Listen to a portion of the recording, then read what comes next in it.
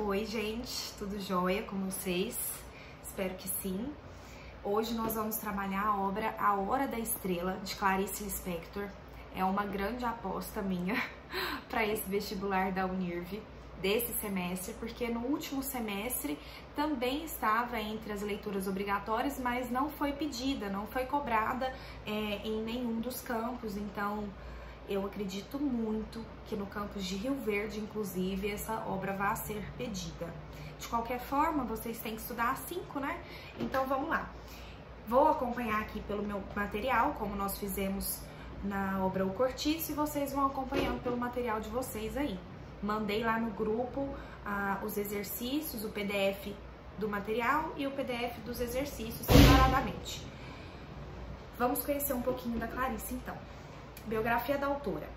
Raya Pinkazovna Lispector nasceu no dia 10 de dezembro de 1920, na Ucrânia. Então dá para perceber até pelo nome dela, né? Raya Pinkazovna, ela não era brasileira. Essa autora, ela é ucraniana, mas na verdade ela vai se mudar para o Brasil ainda muito jovem, ainda muito criança. A família, na verdade, vem para o Brasil em 1921. Eu até coloquei no material para vocês. Então, por que ela teve esse nome Clarice, né? A primeira dúvida que surge. Por que ela era chamada de Clarice Lispector? Seria um pseudônimo? Não, não é um pseudônimo, tá? E a Unirv vai tentar confundir vocês quanto a isso. Vários vestibulares já cobraram esse tipo de análise. Então, eu não posso considerar que é um falso nome, um nome artístico, uma espécie, um pseudônimo, uma espécie de nome artístico. Porque a Clarice ganhou esse nome quando ela se mudou para o Brasil, em que ela ainda era muito bebezinha, pequenininha, criança, e a sua família estava fugindo, na verdade, da guerra na Rússia, daquela Revolução Russa de 1917. Então, eles vão se refugiar no Brasil, e na tentativa de proteger e esconder toda a família da melhor maneira possível aqui no Brasil, eles chegam e vão direto para o Nordeste, para Maceió, vivem por muitos anos em Maceió. Nessa tentativa, o pai vai dar outros nomes às meninas. Ela tem outras irmãs, inclusive essas irmãs também escrevem, ela tem uma irmã escritora, uma família de pessoas fantásticas. Eu sou apaixonada na Clarice, sou suspeita para falar, total.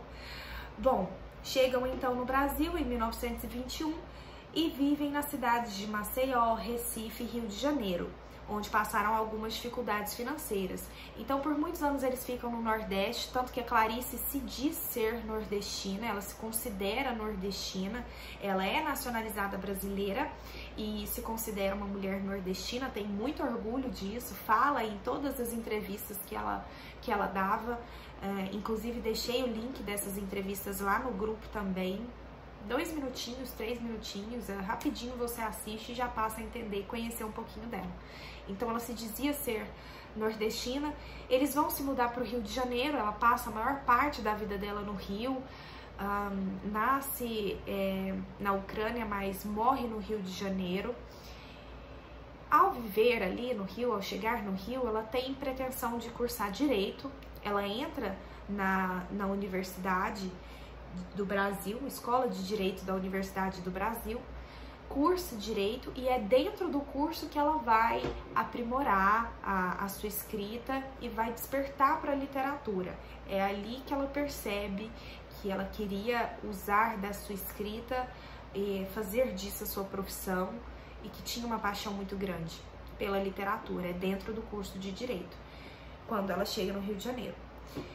Clarice estudou várias línguas, português, francês, hebraico, inglês e yiddish, e teve aulas de piano. Era boa aluna na escola e gostava de escrever poemas. Então, ela só descobriu a literatura quando ela chega na faculdade? Não, ela já escrevia desde pequena, desde criança, ela gostava muito de escrever e conhecia, já mostrava essa facilidade pelas letras, né, pela língua, conhecia vários idiomas, até porque alguns anos depois, quando ela se casa, aqui em 1943, com o diplomata Mauri Gurgel Valente, ela vai conhecer e viver em vários países, né? Até coloquei aí para vocês: Itália, Inglaterra, Suíça, Estados Unidos. Então ela aprende vários idiomas e tinha, às vezes a gente pensa, assistindo as reportagens, as entrevistas da Clarice, a gente acha que é porque ela conhecia vários idiomas e era ucraniana, que talvez a forma com que ela falasse e pronunciasse as palavras fosse por isso, fosse diferente, vocês vão perceber que é diferente, fosse diferente porque ela conhece vários idiomas, e na verdade não é resquício de sotaque, nada disso, é porque ela tinha a língua presa. Então, você descobre ao conhecer um pouquinho mais da biografia dessa autora. Ela tinha a língua presa e é por isso que ela conversava daquele jeito.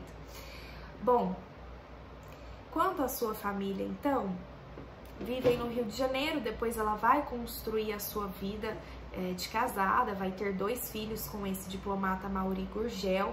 Um se chamava Pedro, o outro Paulo. O Pedro tinha esquizofrenia, inclusive, uma das preocupações da Clarice ao longo da vida dela. O Paulo era afilhado do Érico Veríssimo, outro grande escritor da nossa literatura, né? Tenho certeza que vocês já ouviram falar sobre ele. Ela vai mostrar no seu livro, por que eu coloquei esse detalhe aqui das aulas de piano? Porque ao longo da leitura de A Hora da Estrela, você vai perceber que o narrador da história, que é um dos personagens, ele coloca e ele dá ênfase, muita ênfase, à música clássica. E a Clarice entendia de música clássica. A Clarice gostava muito de música clássica. A Clarice sabia tocar piano desde pequena, desde muito nova.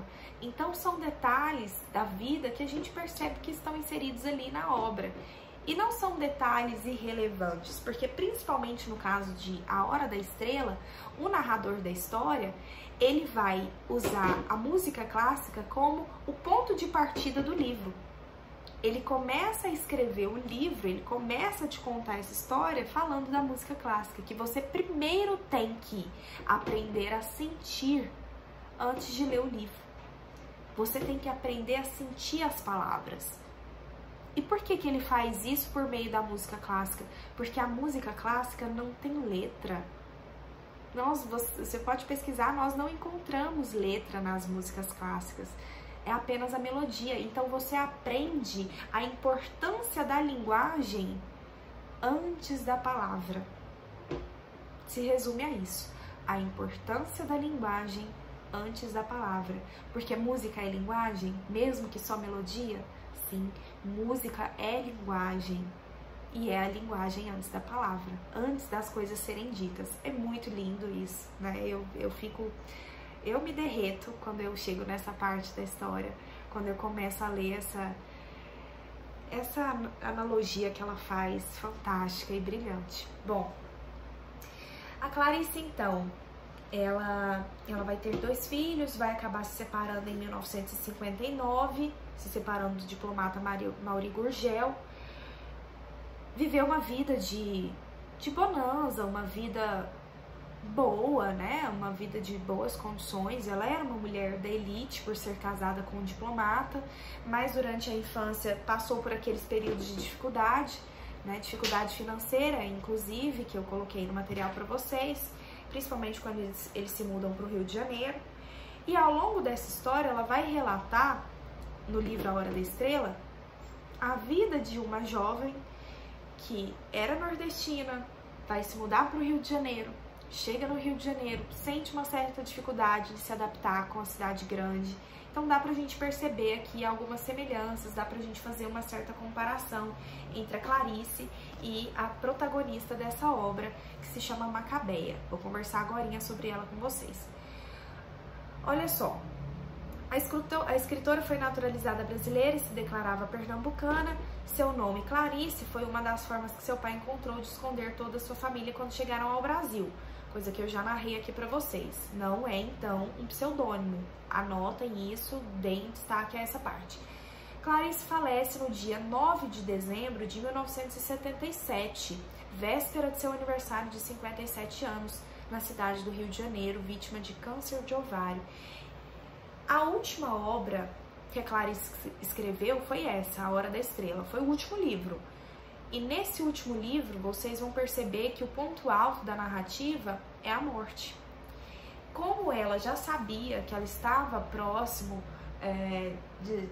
de seu falecimento, ela criou uma certa obsessão por essa temática da morte, né, no final da sua vida.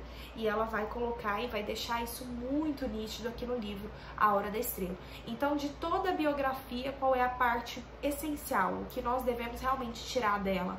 O final da vida da Clarice, em que ela cria uma certa obsessão pela temática da morte e consegue colocar isso como ponto auge da narrativa do livro A Hora da Estrela. Vocês vão entender mais à frente por quê. Bom, deixei aí para vocês o material, alguns dos livros outros que ela também escreveu: Paixão Segundo GH, Felicidade Clandestina, Cobrada pela UFO, Laços de Família, Água Viva.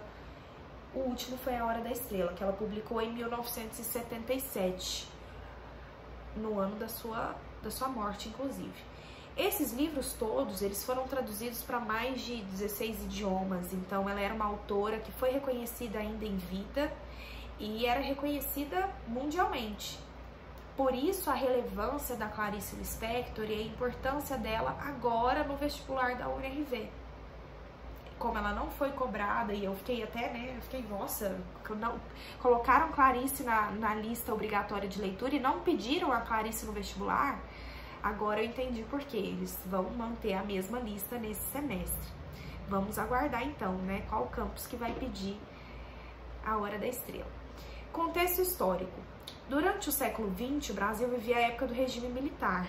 No final de 1970, início dos anos 80, período histórico que corresponde à ditadura, né, que começa em 1964. Esse é o pano de fundo da narrativa de A Hora da Estrela, ditadura militar. Eu terei aqui uma preocupação exacerbada em fazer crítica ao regime militar? Não, até porque naquele período ela não poderia fazer isso, né? Teria que ser uma crítica velada, uma crítica de forma indireta e uma crítica sutil. E é o que ela de fato faz no livro. Então, existe crítica social no livro da Clarice? Com certeza, mas não é aquela crítica direta, objetiva e tão exposta como era lá no caso do Machado de Assis, por exemplo, que nós vimos em Memórias Póstumas de Brás Cubas. Aqui no caso de A Hora da Estrela, a Clarice consegue falar e abordar a temática do regime militar, principalmente usando essa personagem Macabeia, a protagonista, que era nordestina, que vai se mudar para o Rio de Janeiro procurando melhores condições de vida, um processo migratório que aconteceu ali nos anos 70 no Brasil, com boa parte dos nordestinos, né?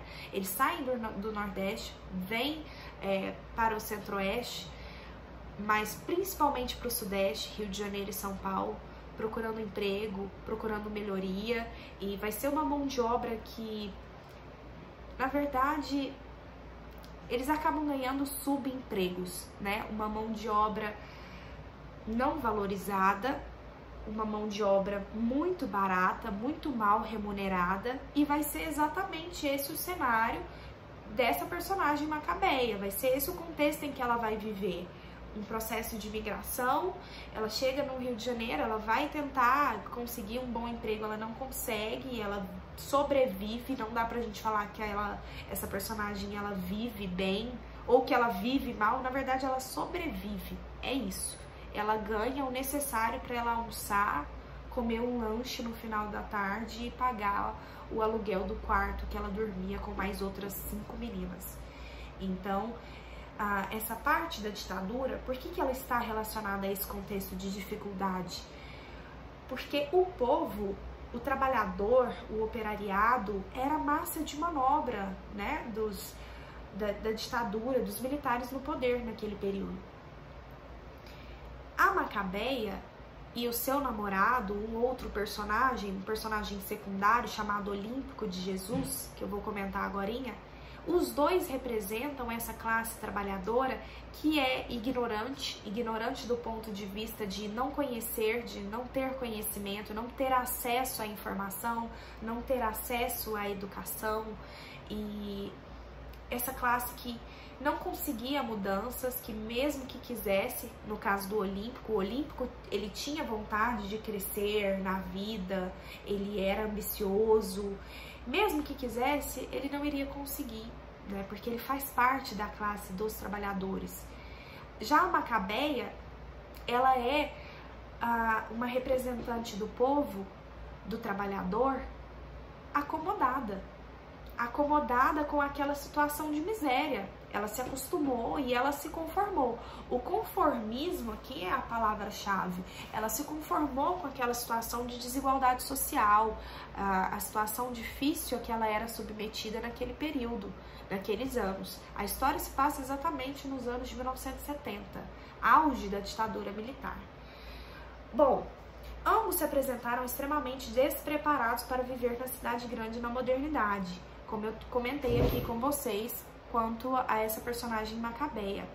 Eles sentem essa dificuldade ao chegar no Rio de Janeiro, tanto o Olimpo de Jesus quanto a Macabeia, em se adaptar àquela vida agitada, àquela vida cheia de dificuldades, e a correria da cidade grande. Ela não consegue se adaptar a isso, e fica bem nítido ao longo do livro. Você vai fazendo a leitura e vai percebendo quanto a Macabeia, ela não conseguia andar conforme a música daquele período, dançar conforme aquela música, aquele ritmo exagerado e frenético de uma cidade grande. Porque o Rio de Janeiro, mesmo que no século XX, já nesses anos da segunda metade do século XX, ainda era, e é até hoje, um centro econômico, um polo cultural, apesar de que depois do governo de Getúlio Vargas, né, o polo maior vai passar a ser São Paulo. A escola literária dessa obra é o modernismo. Então nós saímos lá do realismo de Machado de Assis e viemos agora para o modernismo aqui na Clarice Lispector. Entre o realismo e o modernismo, nós temos várias outras escolas literárias aí. Nós temos parnasianismo, simbolismo, o pré-modernismo, que não é considerado uma escola literária, mas é um período literário. Então, nós temos que entender essa linha do tempo aqui. Realismo ficou lá atrás, no final do século XIX. Modernismo já é século XX. Então, vamos distanciar e separar os dois, tá bom? São duas escolas literárias muito diferentes. O modernismo, ele se diferencia, na verdade, de todas as outras escolas literárias. Ele não tem muitas semelhanças com nenhuma outra escola, porque ele pregava e ele buscava justamente essa ideia de se desvincular de uma vez por todas com a Europa. Porque até o modernismo, tudo que nós tínhamos de literatura, de arte, num geral, né, música, filmes, teatro, tudo isso era vindo da Europa.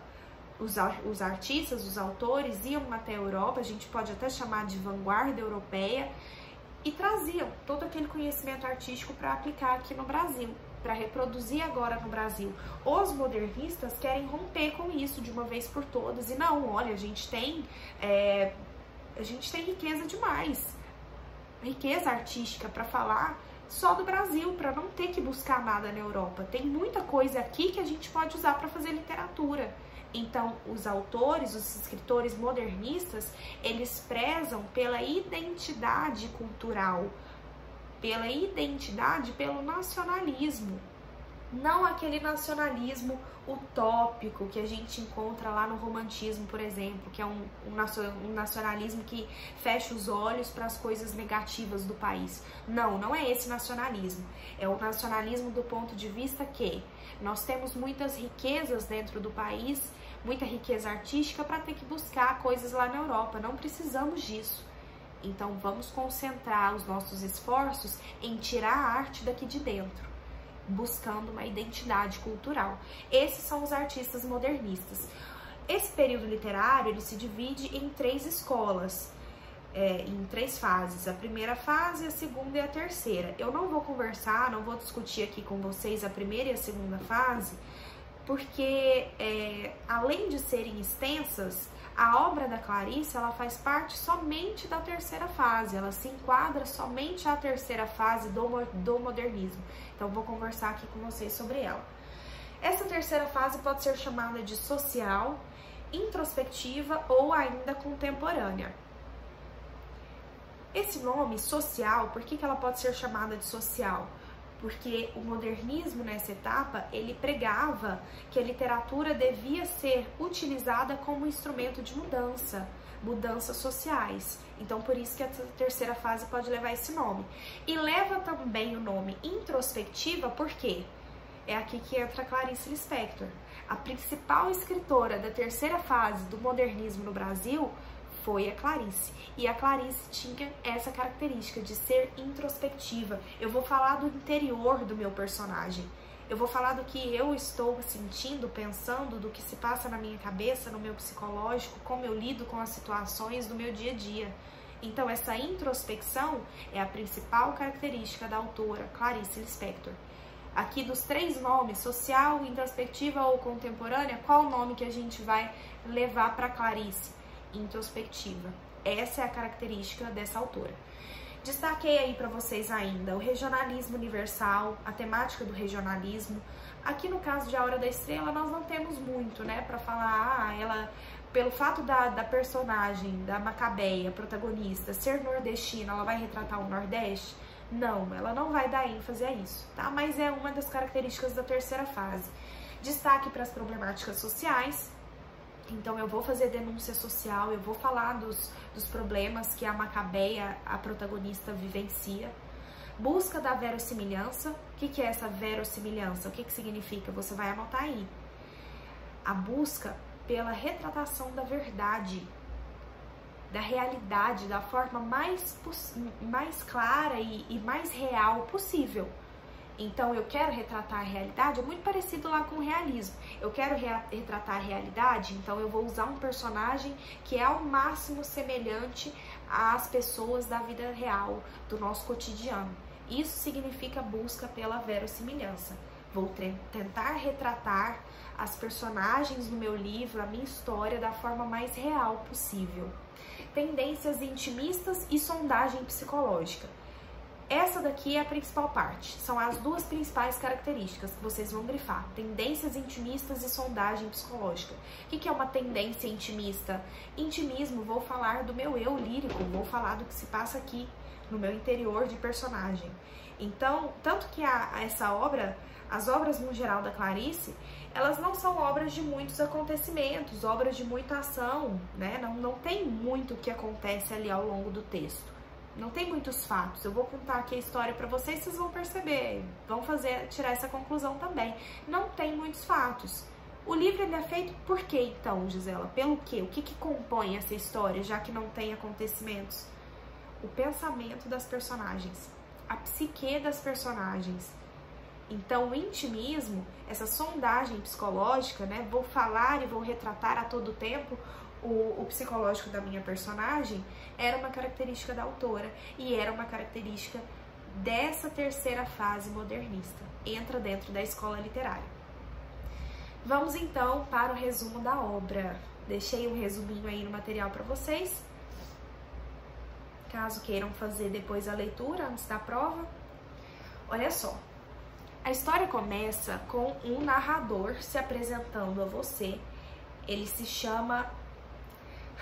Aqui no caso nós temos várias abreviações com a Clarice, tá, gente? Ele se chama Rodrigo SM. Esse Rodrigo SM, eu falo isso porque ela já escreveu um livro chamado A Paixão Segundo GH, né? Às vezes algum aluno me pergunta qual que é o significado de Rodrigo SM. Por que SM? Por que Paixão Segundo GH? Gente, são abreviações, você não precisa saber o porquê, o que significa essa abreviação e por que ela abreviou. Esse narrador, que é a pessoa que te conta a história, chamado Rodrigo SM, ele é um escritor, ele é um dos personagens do livro. Ele é um escritor, um homem da classe média alta, carioca, vivia ali no Rio de Janeiro. Ele tá um belo dia ali andando na agitação do Rio, na agitação da cidade grande, dia a dia mesmo, tá indo trabalhar. E aí ele vai atravessar a rua e se depara com uma mulher deitada no chão, morta, várias pessoas ao redor dela tentando entender o que tinha acontecido. Era um acidente de carro, um carro veio, atropelou essa mulher e ela estava ali deitada no chão, estirada no chão. Naquele momento que ele encontra essa mulher na rua, ele vai se sentir na obrigação de contar a história dessa pessoa que se chamava Macabeia. Por que ele se sente na obrigação? porque ele percebe que aquela que estava ali deitada no chão era uma mulher pobre, era uma mulher invisível perante a sociedade, perante a elite, e ela era representante de só mais uma das várias pessoas que são pobres e que passam despercebidas por nós, elite. No caso, nós, elite, que a gente tem que entender elite daquele período, tá bom? Então, essas pessoas que são invisíveis, elas precisam passar a ser vistas de alguma forma. E a minha forma como escritor, eu, escritor, Rodrigo SM, a minha forma de fazer com que elas enxerguem de uma vez por todas essas pessoas, esses seres invisíveis, é escrevendo a história, retratando a história de vida daquela mulher. Então ele se sentiu obrigado, por estar em uma posição social boa, né, por ter um certo status, né, ele levava o título de escritor, então ele tinha um certo status, ele se sente obrigado a usar a literatura como instrumento de transformação social, que foi o que a gente acabou de conversar, que eu coloquei lá nas características da terceira fase do modernismo. Então ele passa por aquela mulher, vê aquela cena e vai começar a escrever um livro, que é esse livro A Hora da Estrela, esse livro, essa história chamada A Hora da Estrela.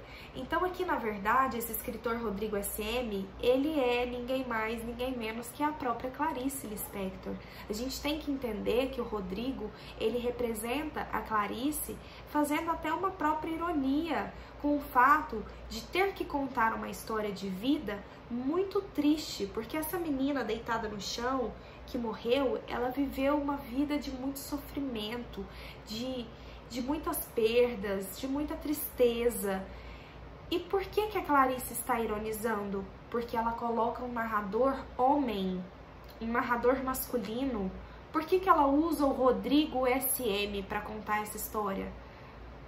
Porque as pessoas acham que uma mulher não é capaz de contar uma história de vida sofrida a não ser choramingando. Se fosse uma mulher contando essa história, nós teríamos ali um melodrama. Seria toda uma melancolia, um chororô atrás do outro. E não. Ela conta essa história de uma forma fria, de uma forma objetiva e com muita seriedade. E usa esse escritor, esse personagem desse escritor chamado Rodrigo SM, justamente para ironizar com isso. Então é um trecho muito bacana aqui da narrativa da Clarice. Bom, depois que ele vivencia essa cena, chega em casa, vai começar a escrever o livro, ele começa a história contando para você e falando da importância da linguagem, que foi aquilo que eu comentei sobre o fato de a linguagem vir antes da palavra, de você saber sentir o livro, de você saber sentir a obra. Como assim sentir a obra? Lembra da importância da música clássica para Clarice? Do piano, etc, etc? Aparece nesse trecho. O autor, esse escritor, Rodrigo SM, ele começa te falando, saiba sentir o livro, saiba fazer a leitura antes de ler as palavras, né? Parece contraditório, parece ser um paradoxo, mas não, é na verdade aqui ele te mostrando de uma maneira muito linda o quanto a linguagem é importante, que você deve, antes de tudo, antes de começar a entender essa história, você tem que sentir a obra, você tem que se entregar a esse livro. Então ele faz essa comparação com a música clássica, que é um tipo de música que não tem letra, então você sente antes da palavra, você sente a linguagem antes da palavra, dando destaque para isso porque é um trecho muito importante, então eu tenho que reafirmar para vocês. Bom, esse Rodrigo SM então vai começar a contar a história dessa jovem chamada Macabeia. Ele imagina essa situação, ele cria essa história, na verdade, ele não conhecia aquela mulher que estava ali deitada no chão, ele cria essa personagem Macabeia pensando no seguinte, ela é só mais uma, como várias outras mulheres, homens, várias outras pessoas que nós temos aí na sociedade que representam a classe trabalhadora, essa classe que é muitas vezes humilhada e muitas vezes subjugada. Então, ele conhecia aquela mulher deitada no chão? Não conhecia, mas ele já conhecia a história de vida dela, como todos nós conhecemos, porque essa Macabeia, como ela, existem inúmeras outras Macabeias pelo país, espalhadas aí pelo Brasil.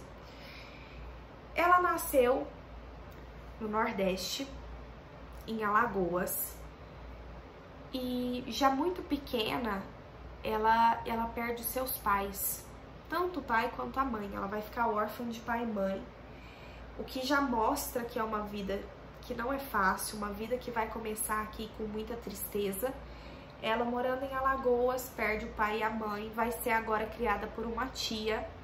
Essa tia não gostava dela, não gostava da Macabeia, tanto que o único prazer da menina era comer um pedacinho de goiabada, um doce que ela gostava demais.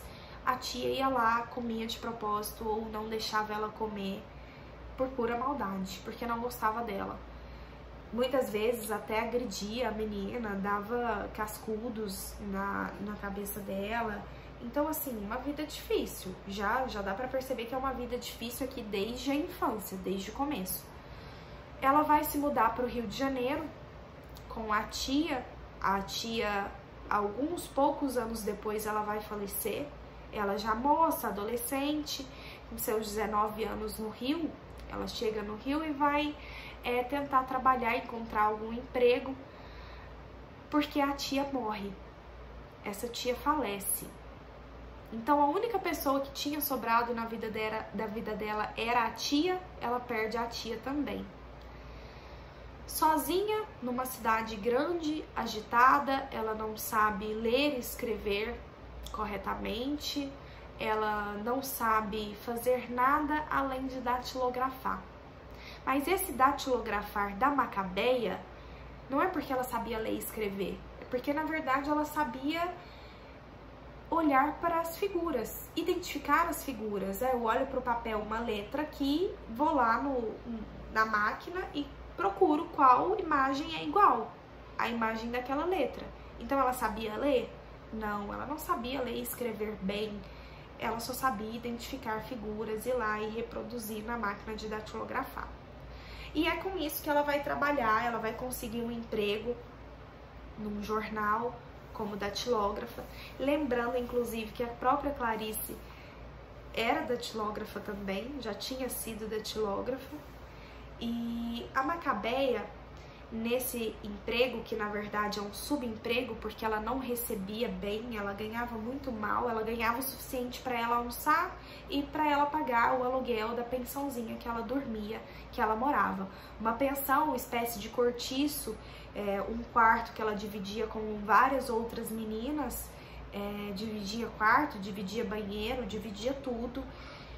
E aí, o primeiro personagem que aparece, além da Macabeia, é o chefe dela, né? O homem que resolveu contratá-la, chama Senhor Raimundo. Ele se chama Senhor Raimundo. No livro é assim que ela se dirige a ele. Esse Senhor Raimundo, ele tinha muita dó, muita pena da Macabeia. O que as pessoas aqui sentem pela Macabeia é pena, é dó. É o sentimento que mais é referido a ela e expressado em relação à Macabeia. Vocês vão entender por quê. Ela começa a trabalhar como datilógrafa, conhece esse senhor Raimundo e conhece a sua colega de trabalho chamada Glória. A Glória era carioca, ela era loirona, tinha um corpão, bundão, pernão, corpão no sentido de ter carne. Então, a Glória, ela representa a parte sexualizada e carnalizada da mulher aqui no livro. Dá pra gente comparar a Glória à Rita Baiana lá do Cortiço. De certa forma, a gente pode fazer aqui uma comparação. Essa Glória, ela vai se aproximar da Macabeia, as duas vão criar ali uma espécie de amizade.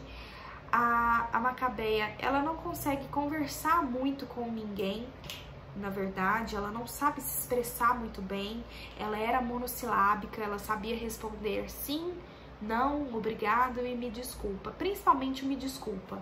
Me desculpa era a frase, a palavra que mais saía da boca da Macabeia.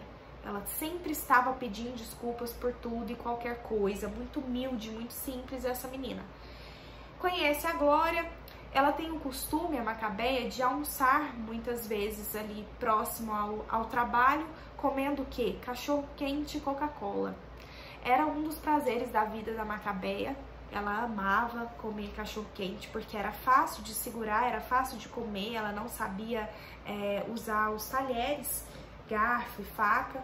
Então, pela facilidade do cachorro quente, por ser um alimento barato, ela comia todos os dias no almoço, cachorro quente tomando Coca-Cola. Por que Coca-Cola? A Coca é a representação do capitalismo, né? No nosso mundo até os dias atuais, uma das maiores empresas representantes do sistema capitalista que nós temos até hoje é a Coca-Cola. Então, é uma maneira da Clarice usar aqui, fazer uma espécie de crítica embutida dentro do livro, utilizando essa imagem da marca Coca-Cola.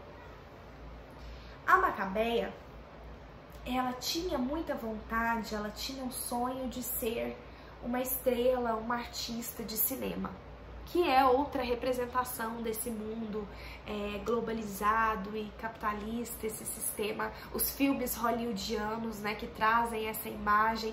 Então, muitas vezes, a Macabeia, ela se sentia e ela pensava e tentava se enxergar como uma artista de cinema. Tadinha. Ela era muito simples e esse era um dos maiores sonhos da vida dela, que vai ganhar uma grande importância no final do livro. Bom, ela chega ali no trabalho, um certo dia, escuta a Glória conversando com o seu Raimundo, com o patrão, falando pra ele que a mãe dela tá muito doente e que ela vai ter que tirar o dia de folga, porque vai ter que cuidar da mãe, vai até o hospital. Inventa uma história inteira só para ganhar o dia de folga com o seu Raimundo. Essa Glória, então, quando a Macabeia escuta isso, ela vai atrás da Glória e pergunta, né? Fala, Glória, você precisa de ajuda? Sua mãe, ela tá bem? A Glória mostra para ela o que era mentira. A Glória ensina a mentira a Macabeia. Então, olha o tanto que ela era ingênua, o tanto que ela era inocente, o tanto que ela era pura de tudo. Ela não conhecia e ela fica deslumbrada naquele momento, olhando para a Glória sair, não ter que trabalhar aquele dia porque ela tinha inventado uma história. A Macabeia vai fazer exatamente a mesma coisa. Ela chega no outro dia no chefe e fala, chefinho, então, eu tô com meu dente doendo, será que o senhor, ela sempre muito tímida, né, muito quietinha, cabeça baixa, será que o senhor poderia me dar um dia de folga? Eu preciso muito ir ao dentista, tá doendo demais. Ela mente, ele resolve dar o dia de folga pra ela. Ela vai pra pensão, como era um dia útil da semana, né, as outras meninas do quarto estavam trabalhando naquele horário. Ela fica sozinha pela primeira vez no quarto. Ela pega, inclusive, nós temos um filme, A Hora da Estrela. No filme, eles retratam essa cena. Ela pega o lençol que estava na cama, coloca na cabeça, vai em frente ao espelho e se imagina com um véu.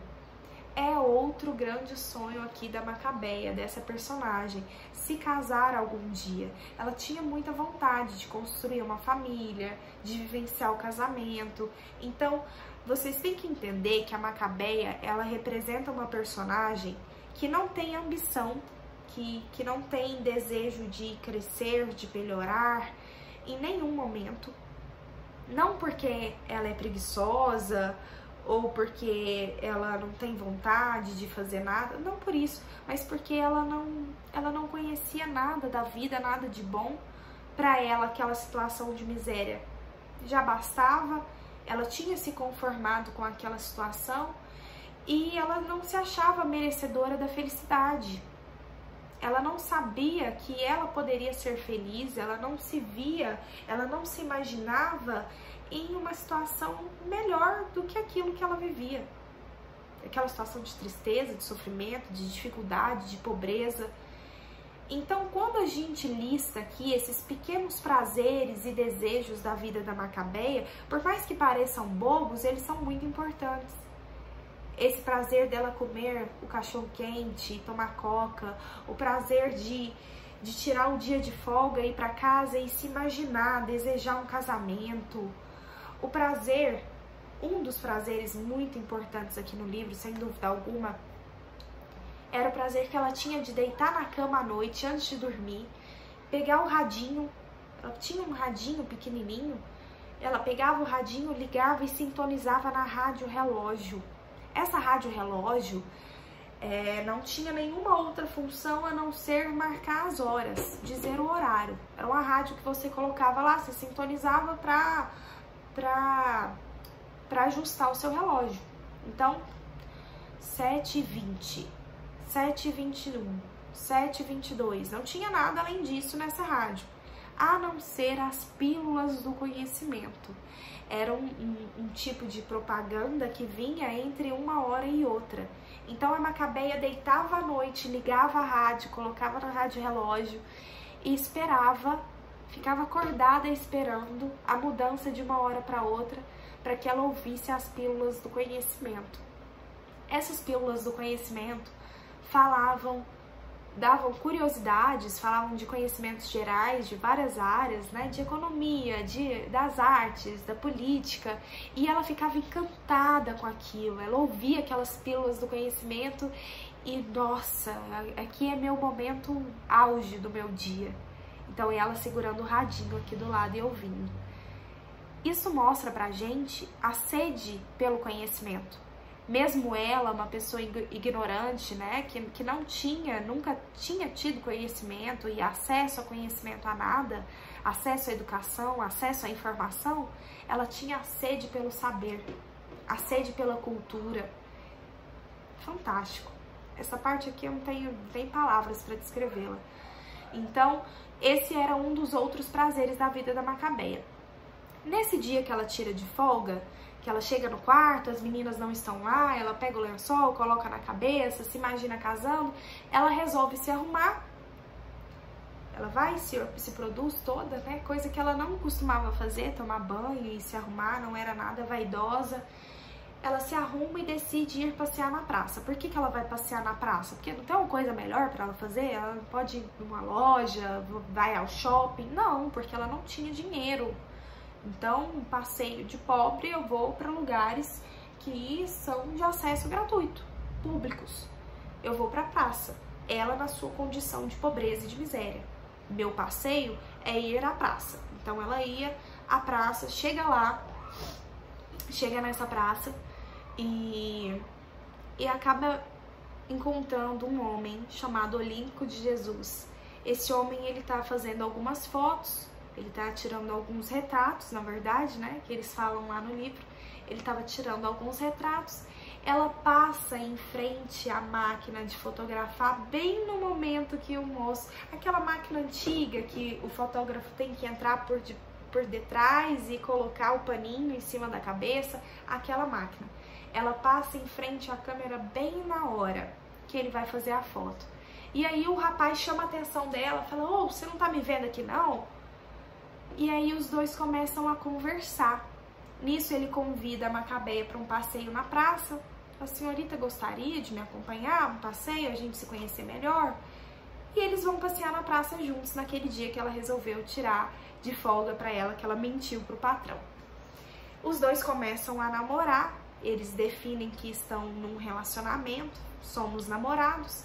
E vamos nos encontrar toda semana, todo sábado, todo domingo, a gente sai para passear na praça e conversar um pouco. Esse era o namoro daquele período. E isso porque ela não tinha família, né? Ela não tinha quem levar o rapaz, apresentar o rapaz, pedir autorização. Porque se não fosse isso, ela ainda teria que passar por toda essa situação, né? Nós temos que pensar em qual era o período histórico. Nós estamos falando de século XX ainda. Bom, Ela chega então toda empolgada desse passeio, feliz e radiante, porque agora ela tem um namorado, porque agora ela vai possivelmente se casar, e ela começa a vislumbrar todo um futuro com esse Olímpico de Jesus.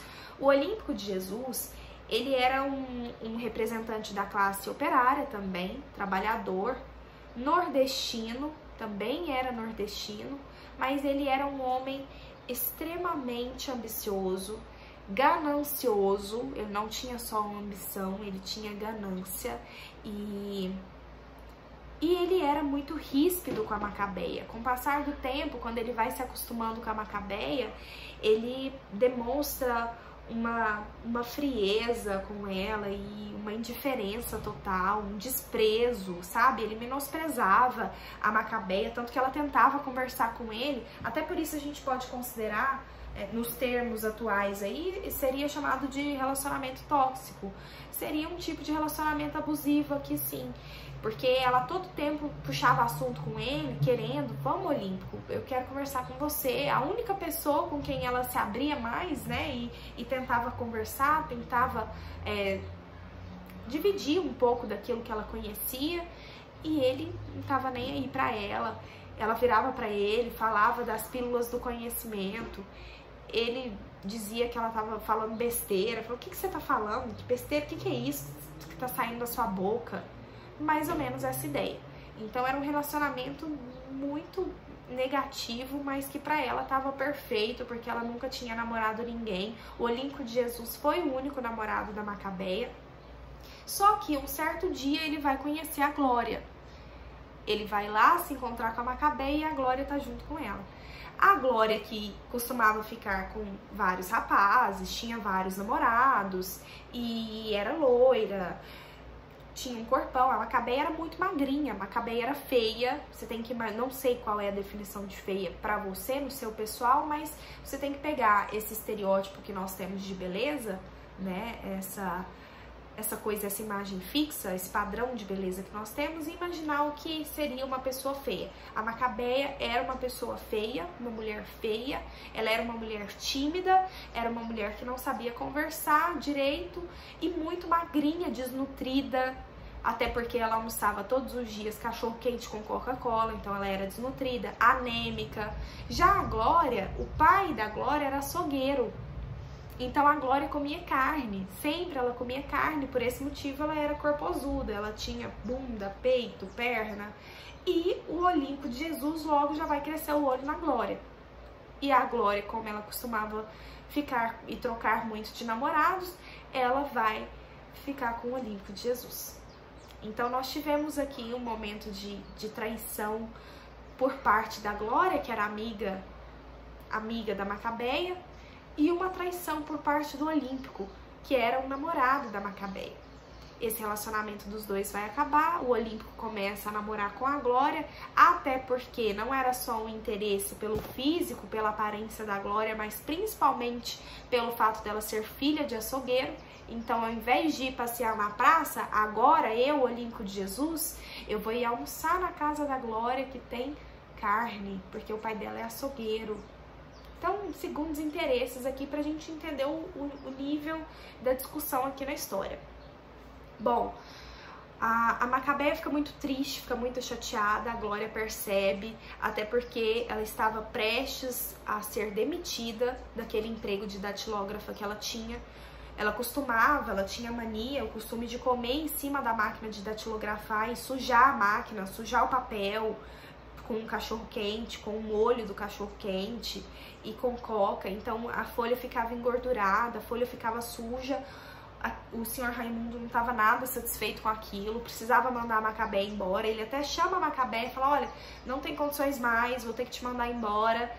Ela pede desculpas para ele, com toda aquela simplicidade e humildade dela. Ele fica de novo com muita dó da Macabeia, acaba deixando, fala, olha, pode ir trabalhando aqui até encontrar outra pessoa, a gente vai vendo o que vai fazer. Com dó, sentindo dó da Macabeia, ele fala isso pra ela. Então ela estava muito chateada, num período muito triste. A Glória percebe, chega nela e fala assim, Macabeia, Eu conheço uma cartomante que costuma me ajudar muito. Sempre que eu tô mal, eu vou lá, converso com ela, ela joga as cartas pra mim, eu vejo o meu futuro e saio mais satisfeita. Passa lá nessa cartomante e entrega o endereço anotado pra Macabeia. A Macabeia resolve ir até essa cartomante, ela se chama Madame Carlota, chega na casa da cartomante e ela resolve abrir as cartas da vida da Macabeia. Ela vira pra Macabeia e fala assim: você tem um futuro pela frente de muita luz, de muita felicidade. Você vai se casar com um estrangeiro. Vocês vão se mudar daqui, terão filhos e viverão uma vida extremamente feliz e rica. A Macabeia, pela primeira vez, na verdade, a única vez, ela vai ter um ponto de esperança, ela vai conseguir vislumbrar algo de bom na sua vida, ela vai conseguir desejar e ter vontade de fazer alguma coisa por ela, sentir vontade de viver, sentir vontade de melhorar, sentir vontade de crescer. A gente chama esse momento de epifania. Quando a Macabeia ela tem essa revelação, esse start, esse insight, esse abrir dos olhos, a gente chama isso de epifania. Aconteceu justamente quando a cartomante leu o futuro da Macabeia para essa personagem. Ela sai da casa da cartomante, radiante, feliz, imaginando, fazendo planos e, nossa, agora eu vou viver. É como se ela tivesse renascido naquele momento. Ela vai atravessar a rua, vem um carro, uma Mercedes, carro estrangeiro. Mercedes, qual é o símbolo da Mercedes? Uma estrela. Vem um carro e atropela a Macabeia. Ali ela morre e é onde o nosso escritor, Rodrigo SM, se depara com a mulher deitada no chão e morta, cercada de pessoas visualizando aquela cena. Então, a hora da